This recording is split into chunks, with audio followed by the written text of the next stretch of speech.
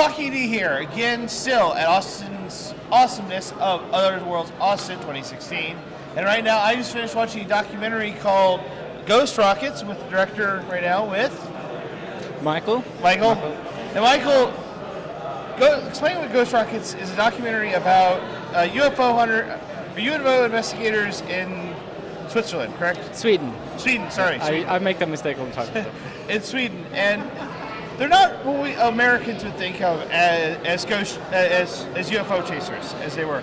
They're very analytical. They're very scientific about their investigations. So, and I like that about that. And how did you find these guys?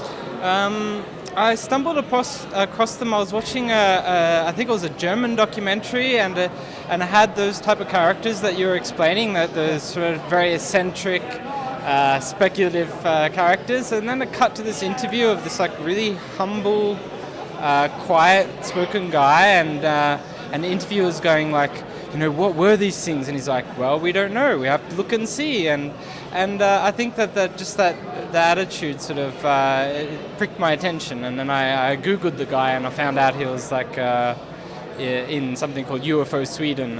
And then I got curious about this contrast, like you're discussing, like how do Swedish UFO investigators do it? And it turns out it's much more rational, much more humble. Yeah. Because you did a really cool thing in the beginning of your movie, which is you started off with a meeting with the guy, and he goes, we have all these investigations, and here's why they're not real. And it's like, this one's Venus, this is the International Space Station, this is a satellite. And so and it was really nice because it set the rest of the tone for the movie for me, which is you're not going to see the crazy guy who's got like wall posters everywhere with like the government's hiding stuff. And it was a nice change of pace for that. And I also like you put family into this. That they're family people and they're friends. And I like that you put a lot of friendship. That you show these guys being friends more than anything. That this is what binds them. And so, how hard was that to get? Like, I wouldn't say hard, but how hard, meticulous was it to make sure that you showed that friendship, that these were friends? Well, if you take away like the thrill of what could be, then you have to look at what's left. Why are these people doing this? Why do they, as you say, they're so skeptical and rational? It's right. like, but what gets them up in the morning? And this is a question we asked ourselves a lot. And we came to the conclusion that this isn't necessarily so much about or just about searching for UFOs. This is also a social thing, and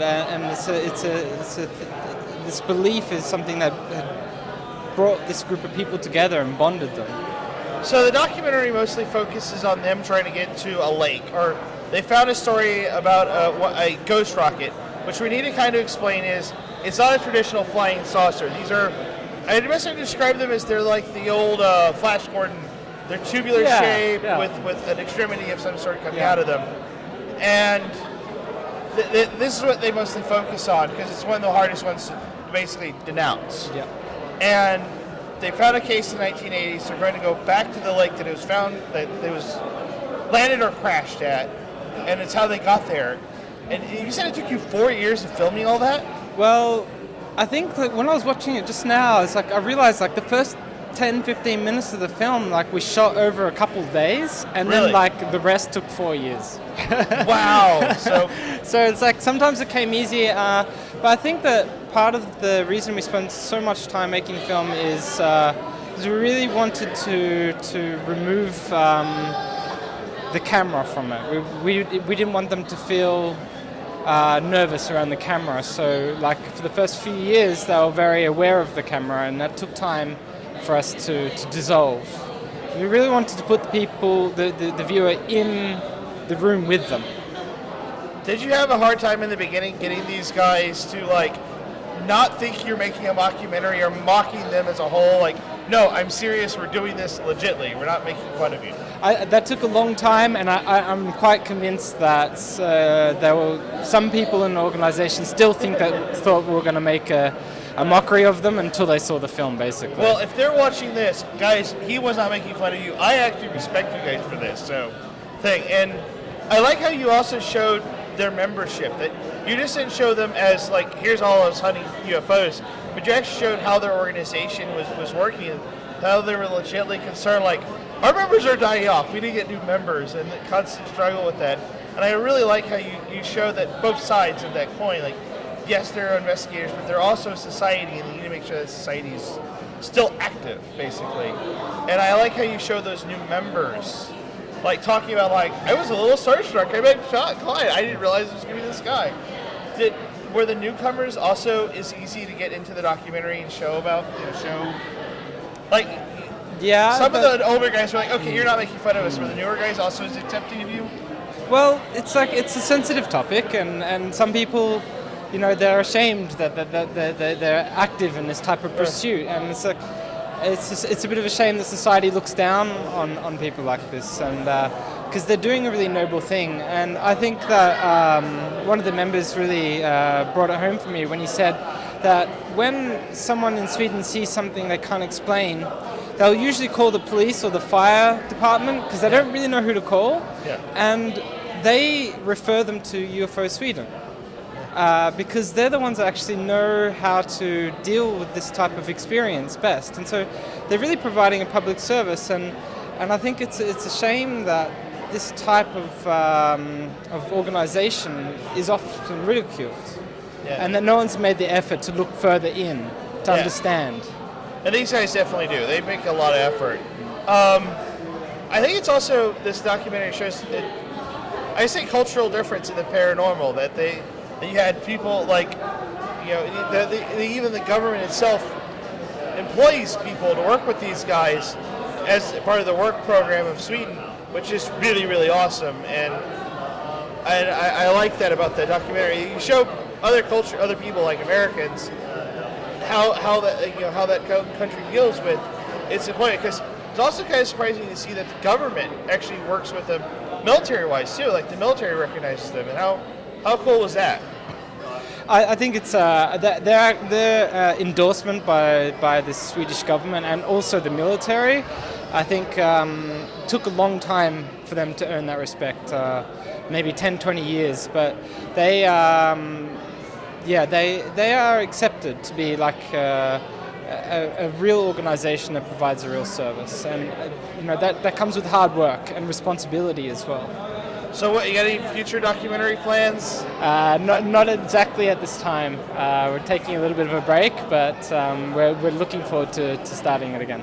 By the way, I have to applaud you, because you said we had a Q&A before this, and one of the things you said was you took filmmaking, you took it upside down, that you had to take the boring and make it exciting. You reversed the music in a way that you normally want upbeat, and you slowed it down. I have to applaud you for that. I think, honestly, if you try to make this a little bit more, I guess, exciting is the best way to describe it, I don't think it would have worked, because then it would have come off silly. And I think you did a great job, by the way. Thank you. Slowing it down, making them seem human, and making the music. I don't want the soundtrack, to be honest, just because it seems very mellow. So it's very mellow. Yeah. So if people want to know more about this documentary or where they can find it, where should they go? They just go to ghostrockets.se, and there's quite a lot of information there. And also through that website, you can actually access directly the Swedish military's archive on the Ghost Rockets. It's the first time it's ever been published, and we've managed to translate a few hundred, maybe 300 or 400 pages of it into English, so that people from all around the world can dig into it. It's a real resource. I feel quite convinced that there's a real answer in that archive somewhere, and so please go in there and take a look, and maybe you can help us put together a piece of this puzzle, because the Ghost Rockets still haven't been solved. Yes. And what's next for you? As far as, are you going traveling more, or is this I think I'm not sure. It's like this film was broadcasted in Scandinavia about a year ago, and now it seems like the festival uptake is starting to take up. So I don't have next festival yet. No. Well, guys, go to ghostrocket.what? .se. .se. Thank you. Go to ghostrocket.se. Watch the trailer, watch this movie if you can. It's definitely eye-opening. It's definitely really cool. I would recommend it. This is Pocky D. That was Michael. We're going to let you guys go. Keep watching. Again, RedRum and Eddie are also doing interviews, so watch what theirs. and we'll let you go here from Austin, Otherworld's Austin 2016.